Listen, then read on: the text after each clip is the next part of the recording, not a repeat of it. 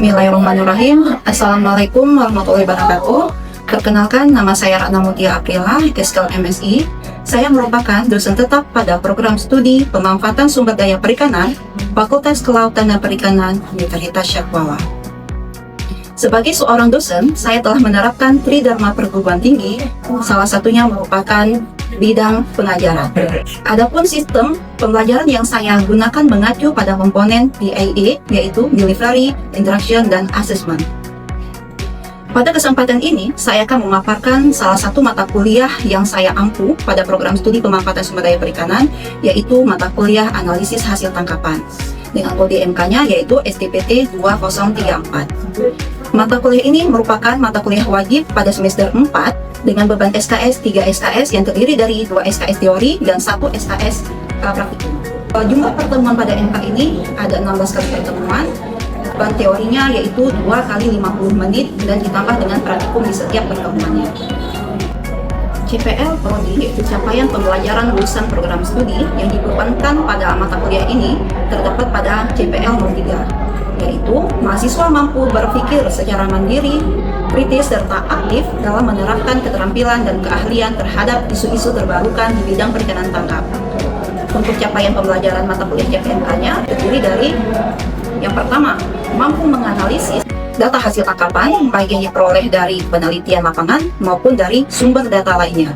Yang kedua, mampu menginterpretasikan hasil analisis data tangkapan dengan benar. Mata kuliah ini menjelaskan tentang yang pertama, ruang lingkup dan peran penting analisis hasil tangkapan. Yang kedua, mengenai pengenalan sumber daya ikan sebagai hasil tangkapan utama, serta sampingan yang bernilai ekonomis yang didaratkan di pelabuhan perikanan. Yang ketiga, berkaitan dengan pendataan dan pengukuran data produksi hasil tangkapan yang didaratkan. Yang keempat, usaha pensuplaian ataupun perdagangan hasil tangkapan dari tempat-tempat pendaratan ke daerah-daerah distribusi hasil tangkapan.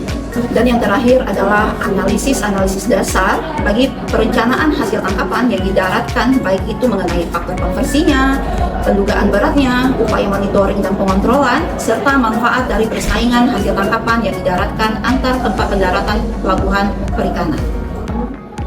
Adapun kemampuan akhir tiap tahapan belajar atau yang dikenal dengan sub-CPMK, yaitu mahasiswa diharapkan memiliki kemampuan dalam hal yang pertama, memahami dan menjelaskan ruang lingkup, peranan dan pentingnya analisis hasil tangkapan bagi perencanaan dan pengembangan produksi. Yang kedua, memahami, mendefinisikan dan menjelaskan berbagai jenis sumber daya ikan sebagai hasil tangkapan utama dan sampingan yang bernilai ekonomis yang didaratkan di pelabuhan perikanan. Selanjutnya yaitu mahasiswa mampu memahami dan menjelaskan tentang usaha pensuplaian ataupun perdagangan hasil tangkapan dari tempat-tempat pendaratan ke daerah-daerah distribusi hasil tangkapan. Yang terakhir yaitu mahasiswa mampu menjelaskan dan menganalisis dasar perencanaan hasil tangkapan yang telah didaratkan sesuai pelaku terkait di daerah pelabuhan perikanan. Dalam proses pembelajaran mata kuliah analisis hasil tangkapan, metode yang saya terapkan yaitu metode Student Centered Learning, apa yang dikenal dengan istilah SCL. Pendekatan ini menempatkan mahasiswa sebagai pusat dari aktivitas pembelajaran dengan harapan mereka dapat membangun pemahaman secara mandiri dan aktif. Terdapat 3 prinsip utama yang saya terapkan dalam metode SCL ini. Yang pertama yaitu aktif dan mandiri. Di aktif dan mandiri ini, mahasiswa diharapkan terlibat secara aktif dalam proses pembelajaran, mampu mengambil inisiatif, serta bertanggung jawab terhadap pencapaian belajar mereka sendiri. Metode yang kedua yaitu kolaboratif. Pada kolaboratif ini, pembelajaran dirancang untuk mendorong kerjasama antar mahasiswa maupun antar mahasiswa dengan dosennya. Dalam hal ini, saya berperan sebagai fasilitator yang mendampingi mereka dalam proses pembelajaran. Metode yang terakhir adalah kontekstual. Pada metode ini, materi ajar dikaitkan dengan situasi nyata atau persoalan yang relevan dengan dunia kelautan dan perikanan, sehingga pembelajaran menjadi lebih bermakna dan aplikatif. Selain dengan pendekatan SCL, saya juga mengintegrasikan metode case method. Dalam kegiatan perkuliahan, pada case method ini, mahasiswa diharapkan ikut aktif dalam menyelesaikan permasalahan dalam dunia perikanan. Pada kaitannya, pada analisis hasil tangkapan, mahasiswa diharapkan mampu memecahkan permasalahan yang terkait dengan pendataan hasil tangkapan, menganalisis hasil tangkapan, dan mengkonversi hasil tangkapan ke dalam dunia nyata. Penerapannya dalam case method ini terdiri dari beberapa cara. Yang pertama, masalah sebagai titik awal pembelajaran. Pada kegiatan ini, proses pembelajaran dimulai dari suatu permasalahan nyata dalam dunia perikanan dan yang kompleks yang kemudian dirancang untuk menantang pemikiran mahasiswa. Selanjutnya yaitu metode penelitian serta eksplorasi. Di sini diharapkan mahasiswa mencari informasi yang relevan, menganalisis data hasil tangkapan, dan mengeksplorasi berbagai alternatif solusi secara mandiri maupun kelompok. Implementasi kegiatan yang saya terapkan di kelas yaitu yang pertama ada perumusan masalahnya. Perumusan masalah dari penelitian ini yaitu merancang permasalahan yang sesuai dengan topik pembelajaran dan dapat dipahami oleh mahasiswa berdasarkan latar belakang pengetahuan mereka. Yang kedua yaitu pembentukan kelompok diskusi mahasiswa. Di sini mahasiswa dibagi ke dalam beberapa kelompok kecil untuk mendiskusikan permasalahan yang telah ditentukan, bertukar ide, dan menyusun solusi terhadap permasalahan yang telah ditentukan. Selanjutnya, mengenai memfasilitasi dan pendampingan dari dosen. Selama proses diskusi, saya mendampingi mahasiswa dengan memberikan arahan yang dibutuhkan, tanpa langsung memberikan jawaban agar mereka dapat mengembangkan daya nalar dan inisiatifnya. Dan yang terakhir adalah mempresentasikan hasil yang telah dikerjakan. Setiap kelompok yang diwakilkan oleh seorang presenter mempresentasikan hasil pemecahan masalah di hadapan kelas. Saya bersama mahasiswa lainnya memberikan umpan balik secara nyata untuk perbaikan daripada hasil diskusi yang telah disampaikan. Tahapan evaluasi dilakukan tidak hanya pada hasil akhir, tetapi juga pada proses berpikir dan kerjasama tim yang solid. Adapun komponen penilaian pada mata kuliah ini yaitu yang pertama berdasarkan CPMK-nya.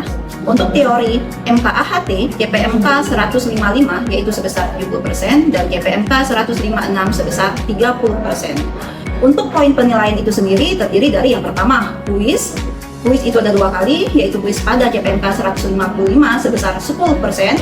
Kuis kedua yaitu pada CPMK 156 yaitu sebesar 20%. Kemudian ada UTS sebesar 15%, UAS sebesar 80%, yang terakhir adalah case method sebesar 80%. Sebagai bagian dari refleksi pembelajaran dan upaya pendekatan kualitas pengajaran, saya akan menyajikan praktik pengajaran melalui kegiatan micro teaching secara luring di kelas. Selamat menyaksikan.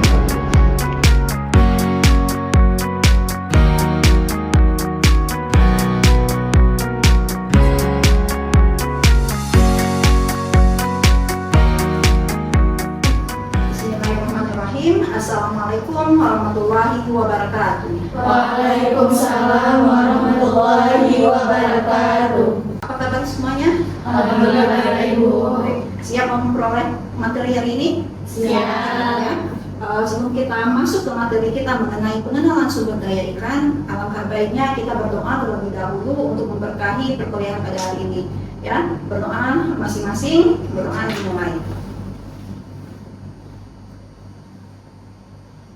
Doa selesai. Baik, materi kita mengenai pengenalan sumber daya ikan tentunya berkaitan juga dengan materi kita sebelumnya yang telah lalu. Sedikit review dari saya ya, mungkin ada yang masih mengingat pengertian daripada perikanan ataupun sumber daya ikan berdasarkan Undang-Undang Nomor 45 Tahun 2009. Ada yang ingin menyampaikan?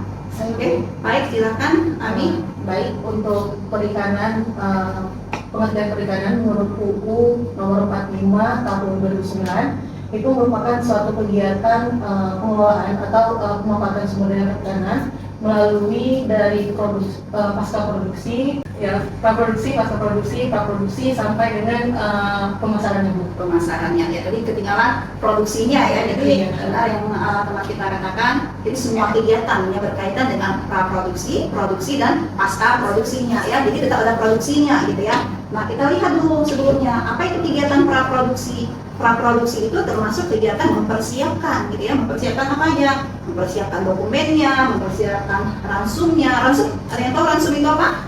Bahan makanan. Perbekalannya. Yang dikatakan perbekalan apa aja? Seperti bensin, terus bahan makanan, terus air mineral, air bersih ya. Kemudian ada yang tadi adalah es balok, ya kan? Nah, es balok itu untuk apa? Untuk penanganan di atas kapalnya nanti kan. Nah, kemudian ada pengecekan kondisi kapal sebelum melaut. Ini kegiatan yang terjadi di fishing base-nya. Fishing base itu apa ya? Raja? Fishing base, atau fishing base? Atau yang lainnya? Ini seperti di dermaga di pelabuhan. Iya. Fishing base itu kegiatan, fishing base itu pelabuhannya, ya, dermaganya. Jadi kegiatan yang memang terjadi di pelabuhan. Itu semua kegiatan praproduksi, termasuk di dalamnya juga adalah mempersiapkan ABK. Yang ABK itu anak buah kapal. Jadi setiap unit penangkapan itu memiliki ABK yang berbeda-beda, gitu ya. Ada yang memang ukuran 60 GT, mungkin dia bawahnya 14 orang, gitu ya. Di bawahnya mungkin ada yang 45 GT, bawahnya 12 orang, tergantung daripada unit penangkapan itu sendiri. Kemudian yang terakhir adalah penentuan DPI. Ya, kenapa penentuan DPI itu penting? Silakan Rizka. Penentuan DPI itu penting untuk melihat titik hasil tangkapan yang meningkat. Titik hasil tangkapan dalam artian tersedia nggak nih sumber daya ikannya, gitu ya? Karena berkaitan dengan apa? Hasil tangkapan. Nelayan sebagai seorang usahawan, ya kita katakan usahawan. Kenapa? Nelayan itu adalah profesi yang mencari nafkah, dia ya mencari nafkah. Ya dia keinginan nelayan itu adalah memperoleh hasil tangkapan sebesar-besarnya agar apa? Memperoleh pendapatan yang sebesar-besarnya pula, gitu ya. Jadi penting dalam menentukan DPI yang dituju sebelum melaut. Nah, ini butuh pengalaman dari siapa? Butuh pengalaman daripada nahkodanya, ya kan? Nahkoda itu siapa? Orang yang bertanggung jawab terhadap kapal itu sendiri, gitu ya. Dia bertanggung jawab terhadap keselamatan ABK-nya, dia bertanggung jawab menuju ke DPI-nya, memperoleh hasil tangkapan sebanyak-banyaknya. Ini juga daripada nahkoda itu sendiri, gitu ya. Nah, itu semua adalah kegiatan praproduksi kita, ya. Nah, kemudian ada kegiatan produksi. Ya, tadi mungkin Ami ketinggalan ya kata produksi. Nah, produksi itu kegiatan ketika kita berada di tengah laut, mulai dari setting sampai dengan hauling, benar ya, dari setting sampai dengan hauling alat angkatnya, ya. Kemudian termasuk di dalamnya adalah kegiatan penanganan hasil tangkapan di atas kapal, ya. Ketika penanganan di atas kapal berada di tengah laut itu termasuk dalam kegiatan produksi. Nah, kemudian dari fishing base kita menuju fishing ground, kemudian kita kembali lagi ke fishing base-nya. Fishing base itu adalah kegiatan pasca produksi, ya. Kegiatan-kegiatan yang terjadi di fishing base setelah kita melaut itu adalah kegiatan pasca produksi. Apa aja kegiatan pasca produksi yang terjadi di dermaga? Ada? Hadis mungkin? Yang pertama tentunya pasca bongkar muat, Bu. Iya, bongkar ya, bongkar muat. Kalau kita katakan muat berarti kan sebelum kita melaut itu kegiatan pra. Tapi yang namanya pasca bongkar hasil tangkapan, ya. Bongkar hasil tangkapan. Udah, apa lagi, Hadis? Biasa ada pelelangan kapal atau pemasaran ikan. Iya, pelelangan, pemasaran. Kita kalau di Aceh kira-kira proses pelelangannya itu seperti apa? Apakah langsung dari nelayannya atau nahkodanya ke konsumennya atau melalui ada perantaranya? Ingat nggak perantaranya itu siapa namanya? Disebutkan apa? Silakan. Iya, toke bangku. Ya, kita di Aceh punya kearifan lokal tersendiri. Ada yang namanya istilahnya toke bangku. Makanya kita ada istilah kami malao, toke bangku. Ini mungkin nggak ditemukan di daerah-daerah lainnya, gitu ya. Nah, jadi ada toke bangku. Bisa jadi toke bangkunya yang melakukan pelelangan. Bisa jadi apa? Nahkodanya yang melakukan pelelangan. Atau bisa jadi juga pemilik kapal ya yang melakukan pelelangan. Jadi ada berbagai macam kegiatan yang terjadi di dermaga yang berkaitan dengan pemasaran. Apakah hanya pelelangan saja? Adakah kegiatan lainnya yang terjadi di dermaga ini? Sebelum dilakukan pelelangan itu biasanya disortir dulu, Bu. Disortir sesuai dengan spesiesnya ataupun sesuai dengan ukurannya, Bu. Iya, pemilahan. Jadi pemilahan berdasarkan apa jenisnya. Karena kebiasaan kalau kita kan jualnya lelangnya peraga gitu ya, secara kolektif gitu ya. Peraganya berapa gitu. Misalkan ikan tongkol satu peraga 300-400 ribu gitu. Jadi makanya perlu dipisahkan per spesiesnya gitu ya. Nah, itu terjadi semuanya merupakan kegiatan pasca produksi. Nah, kita lihat pada gambar ini mungkin saya ilustrasikan bukan kegiatan yang terjadi di Aceh kita ya. Itu kalau kita lihat yang sudut kanan atas itu apa ya? Kegiatan apa yang termasuk kegiatan praproduksi kah, pasca produksi atau produksi? Praproduksi karena mempersiapkan perkembangan. Kemudian ya termasuk di sini es balok ini Kegiatan apa? Praduga. Jadi semua ini adalah kegiatan praproduksi. Menyediakan ransumnya, ya kan? Es baloknya, air bersihnya, bahkan bahan bakarnya. Ya, jadi semuanya merupakan kegiatan praproduksi. Nah, kalau ini kira-kira kegiatan apa? Pasca produksi, ya pasca produksi tadi yang seperti bongkar hasil tangkapan yang tadi dikatakan, pemilahan, pengukuran, dan pendistribusian. Ya, ini kegiatan pasca produksinya. Nah, kalau ini termasuk kegiatan apa? Pengolahan, ya kan? Pengolahan termasuk daripada kegiatan pasca produksinya. Baik, alhamdulillah, terima kasih semuanya masih mengingat ya materi-materi yang telah kita review. Sekarang kita masuk ke karakteristik perikanan, di mana penting bagi kita untuk mengetahui karakteristik perikanan itu sendiri, gitu ya. Karena apa? Berkaitan dengan pengelolaan sumber daya perikanan yang berkelanjutan, ya. Nah, perikanan itu termasuk dalam kategori renewable resource. Apa yang masuk dengan renewable resource? Ada yang tahu? Sumber daya yang dapat diperbaharui. Nah, yang dapat diperbaharui. Artinya apa? Ya, bereproduksi. Kita itu bereproduksi nggak? Ya, kalau manusia kita melahirkan, ya. Ikan dia bertelur, mamalia dia melahirkan juga ya, beranak gitu ya. Nah, jadi dia bersifat renewable resource, dapat diperbaharui. Tapi pernah dengar nggak istilah yang mengatakan bahwa sumber daya ikan itu langka? Pernah dengar nggak? Pernah ya? Kenapa dikatakan langka sedangkan ikan itu, sumber daya ikan itu dapat diperbaharui? Kira-kira kenapa? Mungkin pertumbuhannya dapat ada yang misalnya lingkungannya itu tercemar, jadinya kan reproduksinya itu terhambat gitu, makanya terjadinya berkurang yang spesiesnya Ya. Berarti ada ekosistem yang bisa saya katakan bahwa ekosistemnya ini tidak baik-baik saja gitu ya. Istilahnya ada yang rusak mungkin, karena yang berkaitan dengan ekosistem, berkaitan dengan lingkungan, tempatnya apa? Tumbuh besar dia kan, termasuk dalam hal pemijahan gitu ya. Butuh ekosistem, butuh lingkungan untuk pemijahan, butuh sekali. Jadi ketika ekosistem rusak, bisa jadi ya si ikan itu melambat pertumbuhannya gitu ya, berkurang spesiesnya. Itu yang dikatakan bahwa sumber daya ikan itu bisa bersifat langka. Nah, dia memang ada kontradiktif dengan kalimat bahwa dia bereproduksi, dia terus renewable resource-nya gitu ya. Nah, tapi ketika pengelolaan itu tidak tepat, maka akan membuat sumber daya ikan itu menjadi langka ya. Nah, di sini katakan jika laju pemanfaatan melebihi kemampuan laju pemulihan dari sumber daya ikan itu sendiri, maka ikan yang tidak bisa kembali seperti semula. Nah, di sini yang dibutuhkan nih kita sebagai kader-kader perikanan ke depannya, insya Allah bisa menjaga lingkungan perairan, khususnya perikanan dan kelautan gitu ya, lebih berkelanjutan gitu. Ya, jadi jangan nanti kalian sebagai kader pergi main ke laut, buang sampahnya ke laut ya. Jangan seperti ini, nongkrong nih teman-teman di laut, buang aja sampah sembarangan, itu nggak boleh seperti itu ya. Kita dan mahasiswa perikanan harus bisa menjaga lingkungan. Nah, jadi kita lihat, kita kembali ke sini, solusinya apa? Kita harus manage, mengatur gitu ya, mengatur apa? Mengatur segala aspek dalam sumber daya ikan itu sendiri. Apakah hanya sumber daya ikan yang kita atur? Tidak.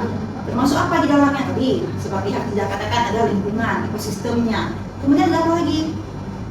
Termasuk kita, sumber daya manusianya harus diatur. Ya, tadi saya katakan, jangan kita buang sampah sembarangan, itu termasuk dalam mengatur sumber daya manusia itu sendiri. Kemudian apa lagi mengatur? Ada kebijakan. Benar nggak? Kebijakan itu berpengaruh nggak terhadap pengelolaan sumber daya perikanan? Berpengaruh sekali, ya, berpengaruh sekali. Nah, kita lihat di sini ada wilayah pengelolaan perikanan WPP RI ya, Negara Republik Indonesia. Ini kita kalau kita lihat di sini, kita termasuk dalam wilayah pengelolaan yang mana? 571 ya, 571 dan 572 ini termasuk wilayah pengelolaan perikanan yang masuk dalam kawasan Aceh ya, masuk dalam kawasan Aceh. Nanti bisa ketika saya share materinya bisa kalian cari bahannya, ini ada linknya nanti ya, saya dilihat bahannya. Nah, kemudian di mata kuliah ini kita harus mengenal dulu ininya sumber daya ikannya ya. Dikatakan hasil tangkapan, apakah hasil tangkapan itu hanya piscesnya aja, si ikannya ya? Enggak ya, semuanya ya. Ada crustacea di dalamnya gitu ya, ada nymphalaria di dalamnya. Kemudian apa lagi? moluska di dalamnya, gastropoda di dalamnya. Ya, kalau kita lihat dulu ini mengenai sumber daya ikannya itu sendiri. Nah, kalau sumber daya ikan itu sendiri dibagi juga dari beberapa kategori gitu ya. Dari pelagis, ada demersal, ada ikan karang.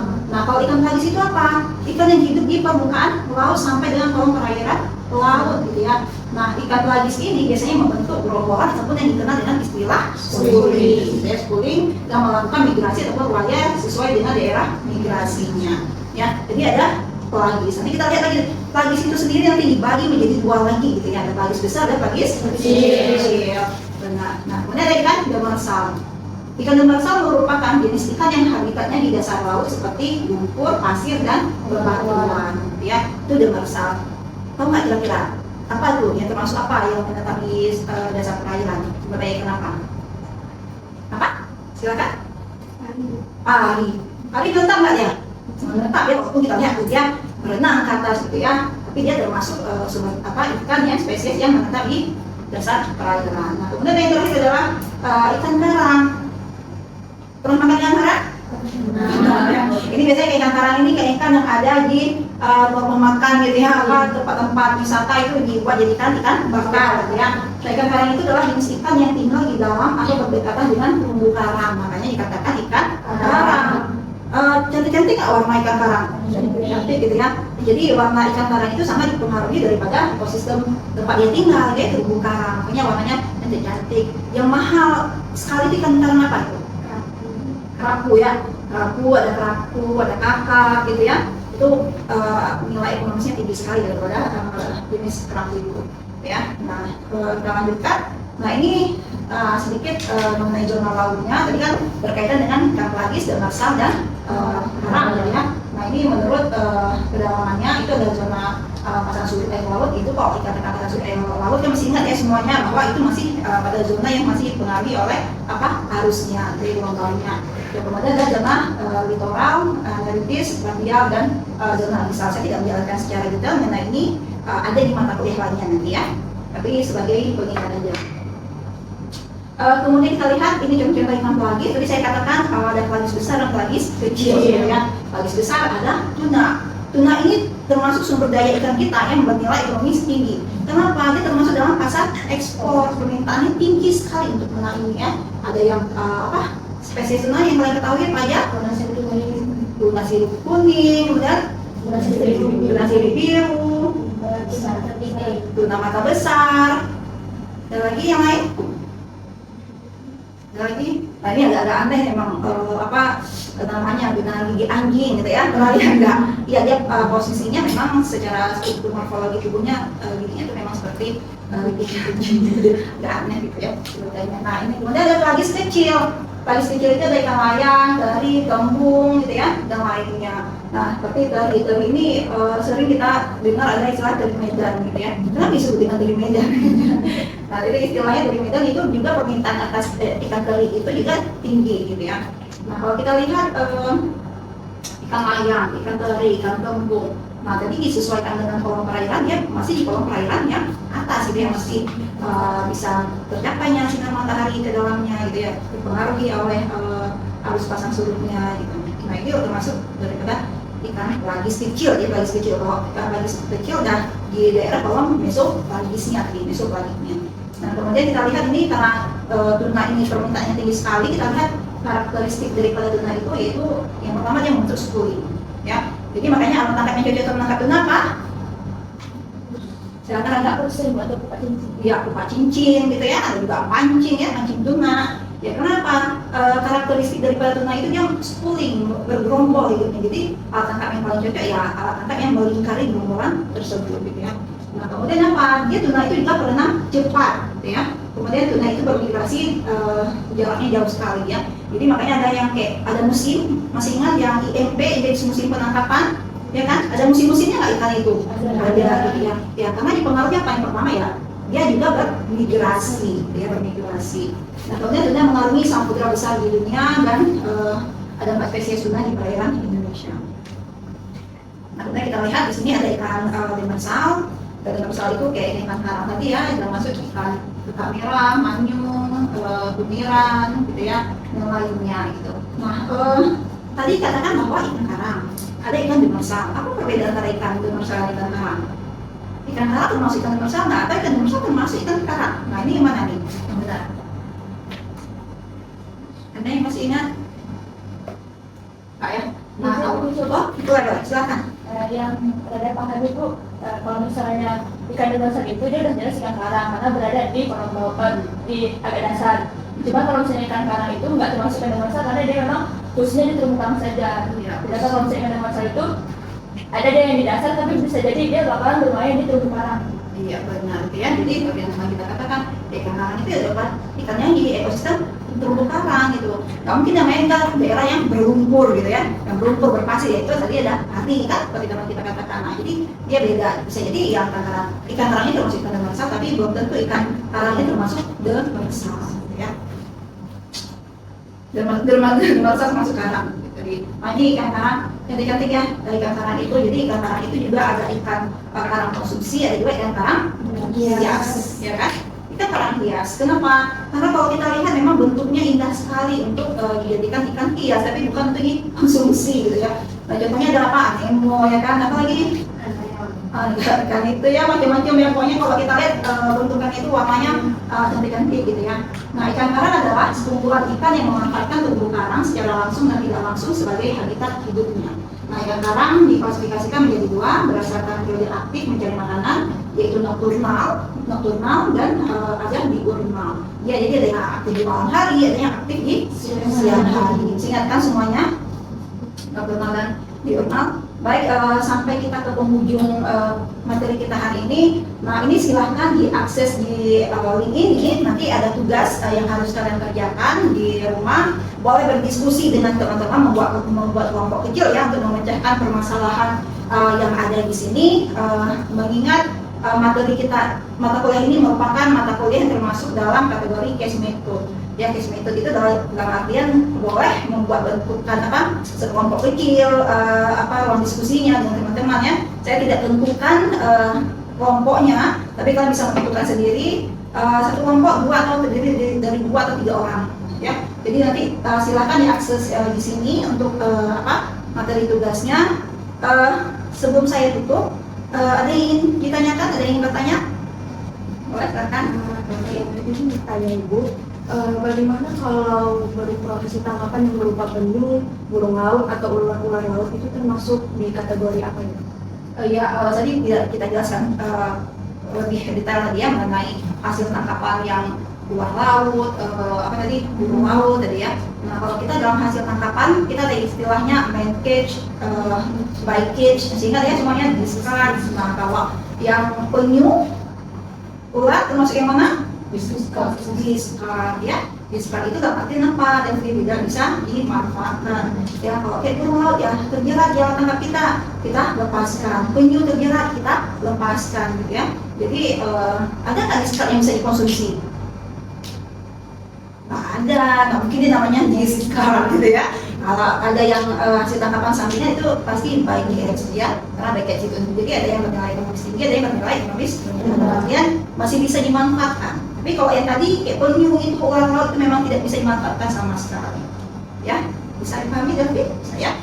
Baik, yang lainnya ada? Jika memang tidak ada, saya akhiri pertemuan kita hari ini.